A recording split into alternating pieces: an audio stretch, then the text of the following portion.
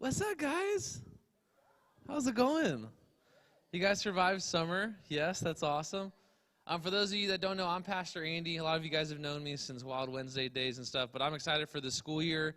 We're going to make it the best that we can, and also know that we got youth on Wednesday nights, and we do van rides home for that. So if you're able to stay and go to youth, and your parents are able to get you there, I'm able to take you home. So, but I'm excited for this school year. I'm excited for what God has for us all, for your teachers. I did a Devo this morning with the little ones about obedience leads to joy. So if you guys are obedient, I'm telling you, you'll have the best year you're ever going to have. But if you're not obedient, it's not going to be a fun year, okay? So let's all be obedient this year. Let's get work done so we can party, right? Okay. All right, let's go ahead and pray it up. Lord, just thank you so much for bringing everybody back. And I pray for our middle school, high school, that we would just grow in you most of all, and that we would just be obedient in what you've called us to do. And that's to follow you and to love you and love your people. And I just pray for the teachers this year that you would just be with them and watch over them and protect them. And I just pray that we would make this the best year yet. It doesn't matter about a virus. It doesn't matter about all that stuff. What matters is you. And we know that you're ultimately in control. So watch over the school, protect the school, and just be with all of these students and help them be successful and grow this year. Amen. Love you guys. It's going to be a good year. Man, great. Thank you. Okay, so for those of you who may not know me, I doubt there's anybody in here who hasn't, because even if you're a new student, you would have probably interviewed with me before you came here. But I'm Mrs. Schwanda, and I'm the school administrator, and I've been at this school since before any of you were born. So I have been here for a long time. Came to this school in 2001 when we were moving from California, and we were looking for a good Christian school to place our 3 boys, and God brought us here. I began teaching here shortly thereafter, and all of my boys graduated from here, and now I have 2 sweet granddaughters who go here. One's at the preschool, and the other is here in 2nd grade. And this is where God's called me. This is my ministry. I love this school, and I believe that each and every one of you is here because God has placed you here in our lives for a purpose, and hopefully you and us together can figure out what that purpose is and help you guys be very successful here at this school. So high school chapel works a little different than the elementary chapel. You don't have Pastor Andy and his craziness every single day. We don't jump and run all over the place. Sometimes we do play games. We're going to have to figure out some good COVID-friendly games to play with you. But today I didn't plan any games. I'm sorry. But we did give you pizza, so that's a good thing, and hopefully you won't fall asleep. Dennis, at this point, I'm not taking any questions. At the very end, if we have time, I might. What I've planned for you today, so we do a rotation. The last Friday of every month, you do have Pastor Andy, and his craziness. And then Miss Batson and Miss Callum and I rotate, bringing you some words of wisdom, hopefully. I have a really fun one planned that Miss Batson and I have to decide exactly when we're going to do it, but I've got a couple of your classmates, a couple who are right now doing distance learning, but they're going to come and do a dance performance. I have one of your classmates who's going to sing, and I've built a lesson around a great song that's out there. So that's coming up in one of the lessons that I'll do for you. But today what I wanted to do, typically the first chapel, we kind of go through all the boring rules and expectations. We're going to save that for the end. I'm going to share with you a part of a devotional I did with the teachers during Teacher in Service. So have we figured out how to bring up my thing? Oh, it's behind, is it? No, it's not behind me. So it's behind me. Can we put it on this one, or do I need to turn on my computer so I have have it in front of me? If that's a problem, I can just bring it up on my computer. I brought my computer with me, so I'm good. Okay. So anyway, what I shared with them was at the beginning of our I guess it was a super-de-duper long spring break. Right? That went from spring break all the way to summer. But my husband and I went, and we were shopping at the shopping centers. They're up there kind of on the border of Palm Bay and West Melbourne. And as we were walking along, all of a sudden along the edge of the sidewalk in the midst of some rocks was this bird. And at first I thought the bird was injured because as I'm walking, I hear all this noise, and here's this bird, looked like she wasn't going to fly. There she is. There's the bird. So that little bird is actually sitting on 4 eggs. And that bird was sitting, if any of you know where the target is there, and if you walk from the target towards the other side where Coles and all that is, if you walk along that sidewalk, there's this little strip of rocks, and there's no protection at all. There's a couple of palm trees, but other than that, there's zero protection. And this little bird decided that was where she was going to lay her 4 eggs. And I'm thinking, my husband and I are like, those eggs aren't making it. So my husband wanted to scoop up the bird and the 4 eggs, pack them into our car, and drive them all the way home where we have great shade and places we could put them. And I said, you can't do that. That's not nature. Those eggs and mother are not going to survive. It's just part of the circle of life. If she's made a bad choice about where she's laid her eggs, there's consequences that come with that bad choice, right? Don't all you guys know, you make a bad choice, there's usually consequences that come with that bad choice you've made. So begrudgingly, my husband accepted the fact that we could not relocate the bird and her eggs, and we left her there. That was on a Sunday, and so the next day was Monday, and I was here at school, and I had to go run a couple of errands, and I remembered my husband had wanted something at that Ross that's right there by the Target, and he had forgot to get it. So I thought, I'll go get that for him and surprise him, and I'll check on that bird. So I did. I went, and I walked up, and all of a sudden I could hear all this loud squawking, and I'm like, what is going on? And I can see the bird's partner a little ways away, kind of squawking, and I'm thinking, oh, they're going to switch places. I'm going to hide behind this tree and kind of watch. And the one thing my husband had bought, it was actually a mini shovel. So I have in my hand a shovel about this long. So I'm watching, and sure enough, some more squawking, and I see that mother bird, and I look up, and there's a hawk. And I'm thinking, oh my goodness, that hawk is after those eggs. And so then the mom flies away, leaving her 4 eggs. So I'm there with the shovel, like, I'm going to protect her eggs. If she's going to abandon them, I'm going to protect them from that. And the squawking continues and continues. And next thing I know, there's like 30 of those birds come from who knows where, and they chased the hawk away. And it made me think that there are some lessons here that all of us could learn about that bird community. So let's flip to the next. All right, so what does God's word tell us? These are lessons that I got. First of all, God's plan is always the best. Okay, my husband had a plan for that bird, but was that bird going to have all of her community and protection? Because we have hawks in our neighborhood too. We might have trees and a little more cover, but we still got lots of hawks in our neighborhood. So that plan that God had for that mom and eggs was a whole lot better than the plan my husband had, because probably neither the mom nor the eggs would have survived. So, you can make all the plans you want in life, but ultimately God is going to figure out a way to get his purpose done, okay? So that verse up there I think is from Proverbs. I can't read it. Okay, so there you go. Thank you. So you guys can make all the plans you want, and I can look back, and you guys aren't going to see it until you're looking back on your life. But I can look back on my life about choices that I made or I didn't make, and how God slowly got me back. I am a believer that there is somebody that God has that he intends each of you to spend the rest of your life for. People call it soulmate.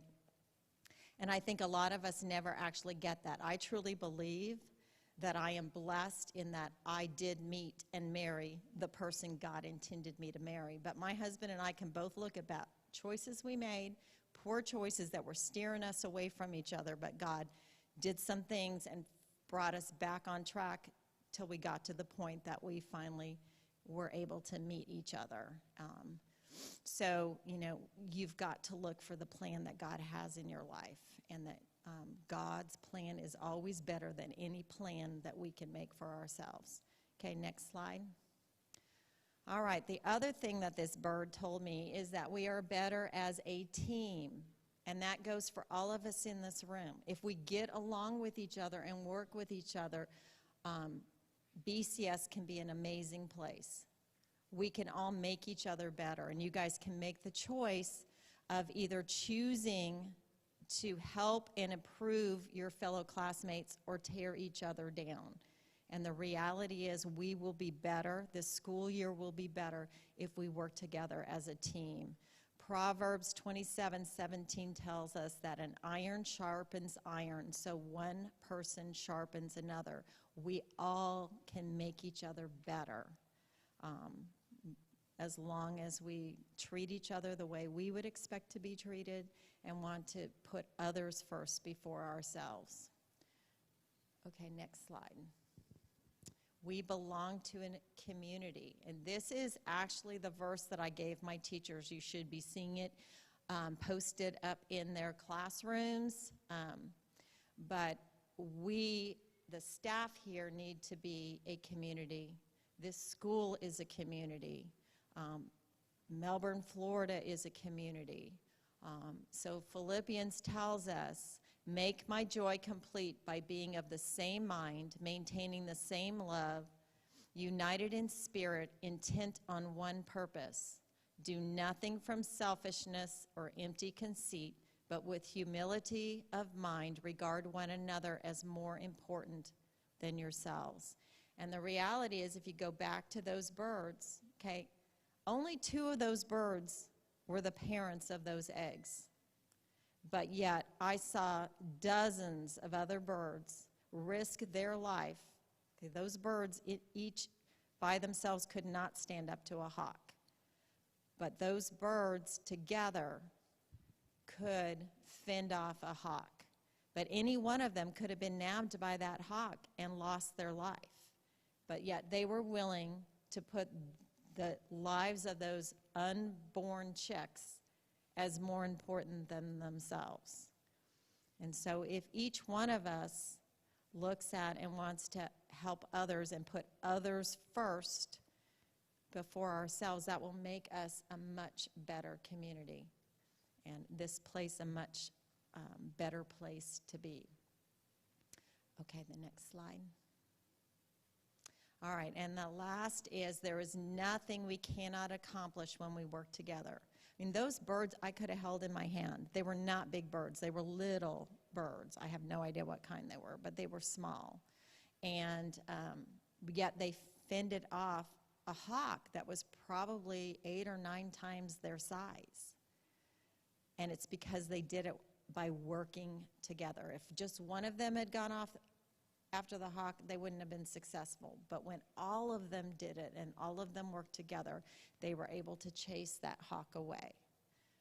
And I'd love to tell you I was able to go back and know that those birds, I did go back after I shared this with my teachers, and poor Miss Batson was like, okay, well, what happened? You've left me hanging. I did go back and found where she had been. I could see where the rocks had been pushed aside, but there was no evidence of her or her eggs. So I choose to believe those 4 eggs hatched and learned to fly and flew away and are safe. So that's what I choose to believe. But do I know that for certain? No, I do not. But Ecclesiastes tells us 2 are better than 1 because they have a good return for their labor. If either of them falls down, one can help the other up. But pity anyone who falls and has no one to help them up. Okay, all of us are going to stumble. All of us are going to have days where we struggle or hurts or bad choices maybe even. But if we help each other up instead of being, wanting to gloat and make fun of somebody because of a bad decision they've made or whatever, if we choose to help that person and help lift them back up again, we'll be better for it. Can you bring up the next slide? So the other side, so that first verse that I said was you should see in classrooms, that's on one side of the card I gave you. And this is on the other. Now, just the side that's got the, it's difficult. The other was really for my teachers to show us that we are a partnership. The one purpose that we as a staff at BCS has is you all. You guys are our purpose for being here. From the little ones all the way up until you graduate. Making you guys better people, stronger people, and giving you the tools that you need, both spiritual tools and the academic tools you need to be successful in life. That's the purpose of my staff, in conjunction with your parents, that we are a team. Your parents and us are a team to make all of you successful and make all of you become the people that God intends you to be. So my staff had that side, but you guys have that. It's difficult to make a withdrawal if you haven't made any deposits. And you think about, now a lot of you, some of you might have your own bank accounts now, but others, haven't quite got to that point yet. And back when I was your age and growing up, we didn't have ATM cards, believe it or not. I'm really old. And we didn't have Apple Pay. You actually wrote on a piece of paper called a check. And you put money in a bank, and if you owed somebody money or you went to buy groceries at a store, you actually wrote out how much money you authorized for them to take out of your bank account. And my mom had somebody who worked for her who I obviously did not go to Bethany Christian School because her math was not very good. She didn't understand the concept that when you open up a bank account, you could only take out what you put in. So she opened up a checking account, and the bank sent her a whole box of checks, and she figured the bank wouldn't have sent her a box of checks if she wasn't allowed to write them. So she just didn't ever make another deposit and started writing checks, which eventually, when there's no money in there, becomes a felony, by the way. You could get put in jail for that. So she got herself into quite a bit of trouble before she figured out that you actually have to deposit money if you're going to take money out. And so it's an important concept to learn that that's true in our relationships with each other. If you aren't investing in other people, if you aren't being helpful and courteous to other people, if you're not willing to listen to their hurts and help give them some positive advice, then you're not going to get that in return. So if you're somebody who wants to put other people down, then in all likelihood, that's what you're going to get from your classmates. So what I want us to do is to think hard about really trying to lift people up, make people better, and want other people to be as successful as they can, and not kind of enjoy other people's failures, but actually bask in and enjoy other people's successes. So that's both of those. I just like you guys to stick somewhere where you're going to see it, whether it's at home, on your bathroom mirror, or it's in the front of your notebook or in your lunchbox, so that it reminds you that both of those are important. We are part of a community, and we need to make deposits in our relationship with other people so that then when we need them, they're there for us. Okay, next slide. Okay, so anybody have any questions or comments about what I've said before we move on to talking about school itself? Okay. All right, so things are a little different here this year. So we want to keep our school open, and we want to keep it safe. And so my staff have gone through a bunch of training on how best to do that. You can see, obviously, we have you guys kind of spread out here. The elementary chapel this morning was all spread out. We had a couple classes up top so that we could all still have chapel and still enjoy that time. So a few things are different. Number one, and this is most important, We don't want you here at school if you are sick at all. So if you feel like you've got a sore throat or a runny nose or a cough or you're running a fever, then we want you to stay home so we don't get anybody else sick.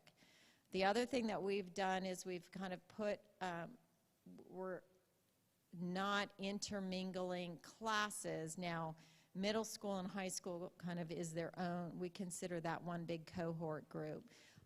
But in reality, we're trying to keep first grade in first grade, second grade in second grade, so that if, in fact, we have some sort of a positive COVID test in any of those classes, all we do is shut down that group and have you guys go home and do home learning for 2 weeks until we've passed that stage where we can let people come back and we don't have to shut the whole school down. So that's one of the reasons why we're not letting students just hang out anymore at the beginning of the school day. When you get dropped off, you go straight to your first hour class.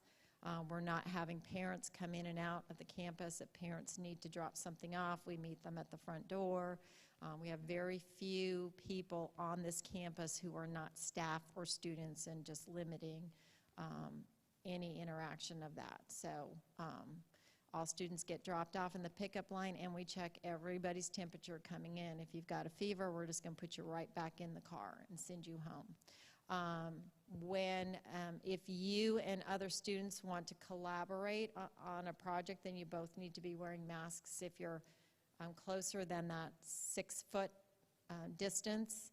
Same with if a teacher is going to come work at your desk, and when you're walking from class to class, we want you to put your masks on so that we keep that potential for spread. The CDC says that exposure is being within 6 feet of somebody for 15 or more minutes. So we want to limit any chance of exposure. You guys need to be washing your hands frequently throughout the day. Every time you enter or leave classrooms, get some hand sanitizer. We have, right now we've got a couple of hand sanitizer pumps as you enter the cafeteria, as you enter the main front door.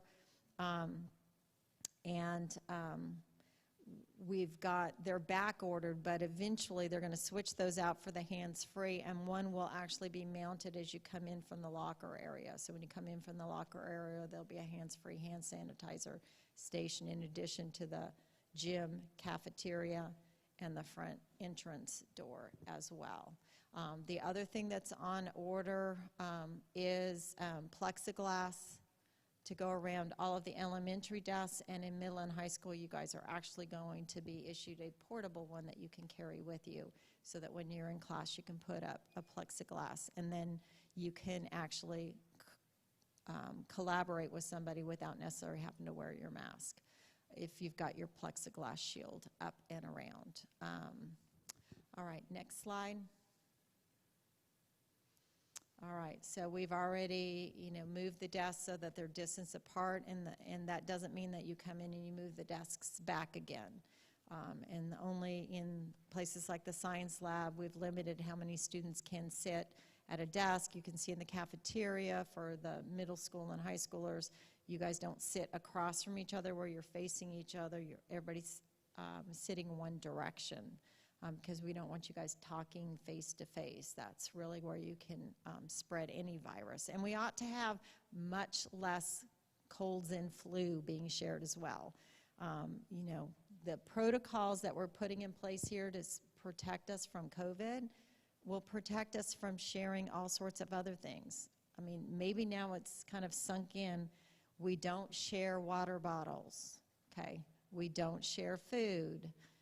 We don't eat off of each other's plates. Okay, all those kinds of things spread germs. And the reality is, for most illnesses, you are contagious before you know you're sick. You don't have to be feeling poorly yet to be contagious. So hopefully we will have much fewer spreads where the whole class ends up getting sick. Let's see.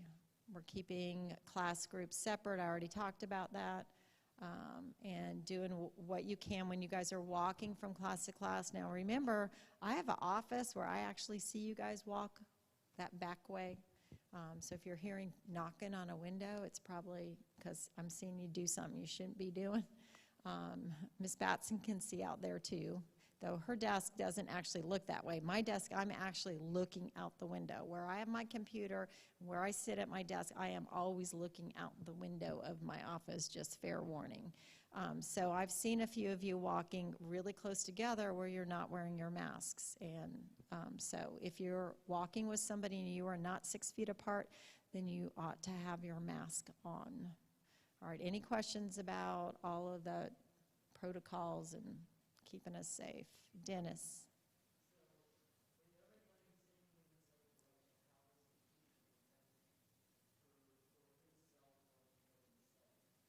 Well, the teacher is far enough away. The teacher is over, and a lot of my teachers are wearing face shields, but the teacher is more than 6 feet away from the students. So the issue is having students face to face less than 6 feet apart. All right, next slide. All right, so let's go over some other important items, and then I'll see if any of the teachers here have some other things. So let's, cell phone policy. Cell phone policy is your cell phone is to be turned off, not turned on vibrate, turned off, and in your backpack. Not in a pocket, not in the front of a hoodie, turned off. If it makes any noise or if a teacher sees that your cell phone is not where it's supposed to be, it will be confiscated and it will be given to me or Mrs. Batson, and we will determine whether you get to get it back at the end of the day or your parent will be called to have to make arrangements to get it back, depending on the severity and how frequently it's happened. Okay, any questions about cell phones? Okay, uniforms. Your polo shirts must be worn every day, Monday through Thursday. Your bottoms are to be either khaki or navy, and you cannot wear like the cargo style. So if you've got a bunch of pockets down the side of your pants, that's typically a boys' issue, then those are not school uniform, and you need to get school uniform. We call them Docker style pants. They must fit, for girls, not so tight that you can't breathe, and for boys, they can't be so loose that they don't stay up. Smartwatches for most students are not permitted on campus. We do have a couple of students at the school that have health issues that have to be monitored by those smartwatches. We know who they are. All the staff knows who they are. Nobody else is permitted to have a smartwatch. Any questions about that? On-campus computer usage. The only time that you will be using a computer on school is if it's required for school. So some of you are doing Ignitia classes, some of you have Florida virtual school classes, or in some classes, for example, you know, my geography class, I've got Sun Yup, and since I'm putting all of the tests and quizzes in LMS for him to do, I just have the other students do those tests and quizzes on LMS too, so it makes grading a little easier for me. So if you're doing that, then you're on the computer. It is used for school purposes only, and you are not permitted to go anywhere and on any site that is not part of your school requirement. Now, we've set up a pretty significant firewall, so it's supposed to keep you from getting to sites you're not supposed to get to, but there are evil people in the world who intentionally try to circumvent and like to be able to get inappropriate sites into the hands of young people like you. And it's horrible, and I hate that. So that's one of the reasons why. It's not because we don't trust you. It's because there's evil people out there who are trying to get to you and get you to go to places you shouldn't go to. So we're pretty strict about that. All right. Any questions about computers? All right, attendance and tardies. Now, how's getting to school and getting to class on time been the first week of school? Good? Yes? Okay. Oh, everybody here, I'm talking here. Okay. So that's good.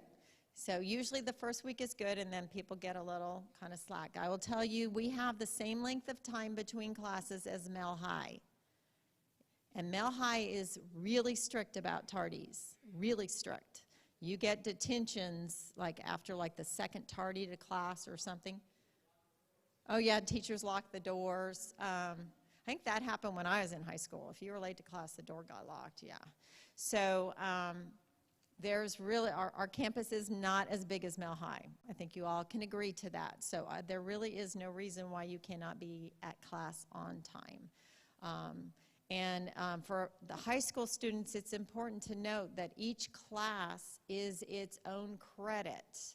And if you accumulate too many tardies in a class, you can actually end up losing a high school credit. That's exceedingly important. So it's important that you get to class on time, and it's important that you're here.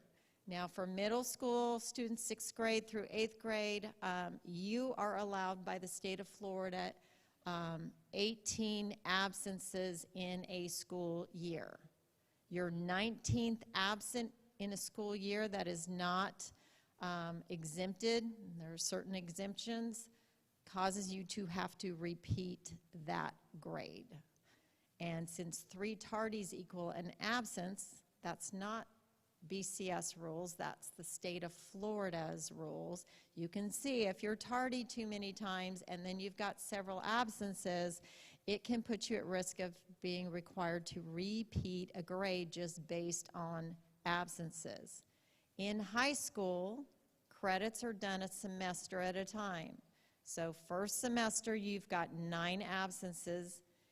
And again, it's class by class. Your 10th absence, you no longer get credit for that class, which means you have to retake it. So you can see it's important that you get to class on time and that you don't have excessive absences. I will tell you, in this COVID world, the exceptions will be that if you end up absent for an extended length of time because of illness and you're under a doctor's care, that will be adjusted and that won't hit you. If you're sent home for isolation because of an exposure, you just work online, and then you're not counted absent as long as you're checking in and working online. Did you have a question? Or are you just stretching?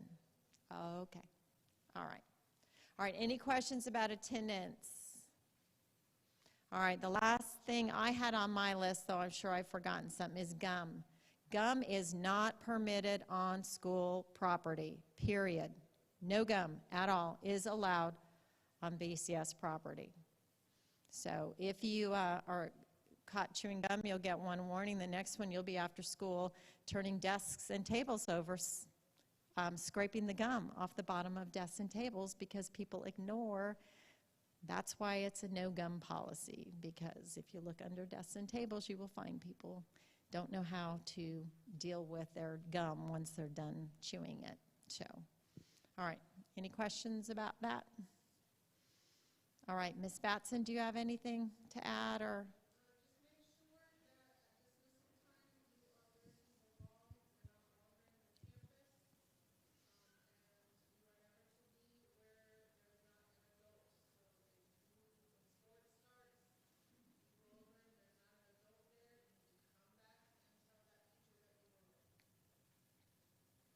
Okay. In sports right now, it's volleyball, right? Volleyball.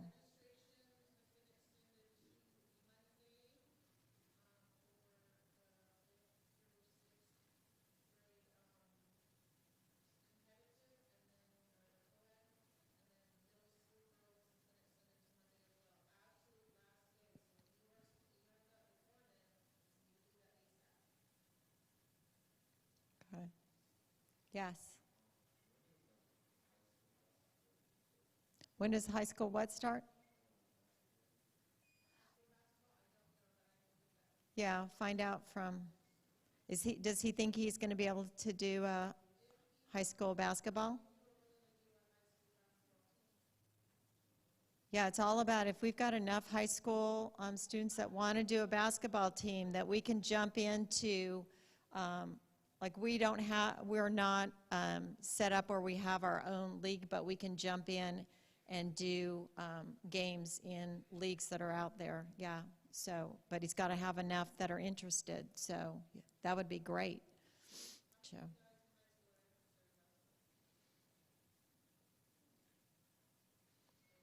Okay. And we might see if we could get a few homeschool and maybe actually make a team.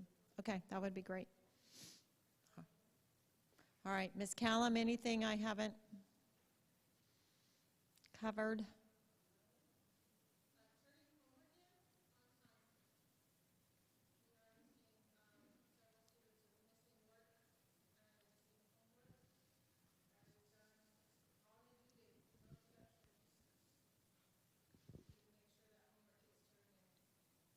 Uh, yeah, really. I mean, honestly, the way we set up, so 40% of your grade is just turning in assignments, whether they're homework or in-class assignments, on time.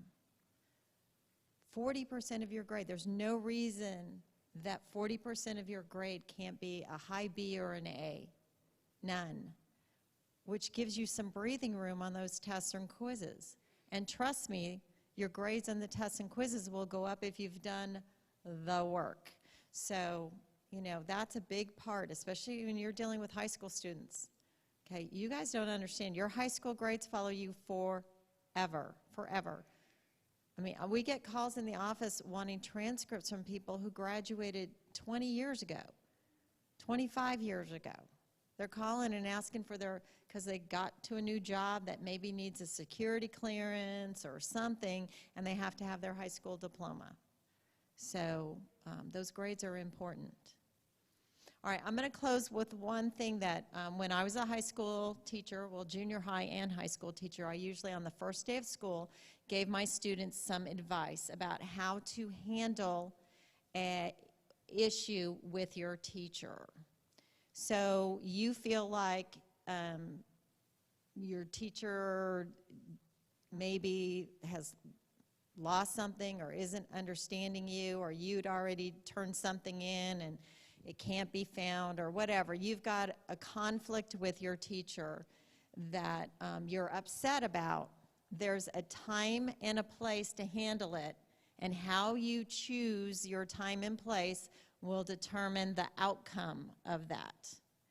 Okay, in the middle of class, when the teacher is trying to present a lesson or collect work or get students on track, is not the time or place to have an argument with your teacher. It will not go well. And chances are you are not going to get your point across and possibly be able to change the teacher's mind or perspective. The time and place will be at the end of class, before school starts, at the end of the school day, to politely and respectfully ask for a few minutes with your teacher so you can present your position, your point of view. And guess what? You know what? Teachers aren't perfect. We make mistakes. Maybe we didn't put that grade in our grade book. Maybe we did misgrade your assignment, and we're much more open to admitting we've made a mistake and fixing the problem when you're not disrupting class or being disrespectful. So that's my word of advice to each of you. You know, teachers are willing to listen at the right time, the right place, with the right attitude. All right? All right, this is probably, I think, the best first week of school I've had. You guys are awesome. You guys are great. I think we're going to have a wonderful school year. For those of you at home, I pray you're back here soon, because we miss you all very much. And I'm just praying that we will stay safe and open, and soon we'll have every one of our students here on campus, which is where I want them. I know me and my staff are so thrilled to have you guys back again.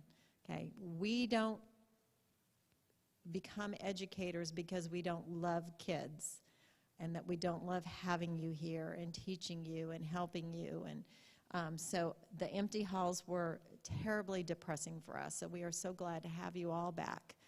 That was the first thing I said out at Car Loop on Monday morning, the first kid out of the car. I am so happy to have my kids back. And that's how I feel about you guys, that you are my kids, and I'm so happy to have you all back again.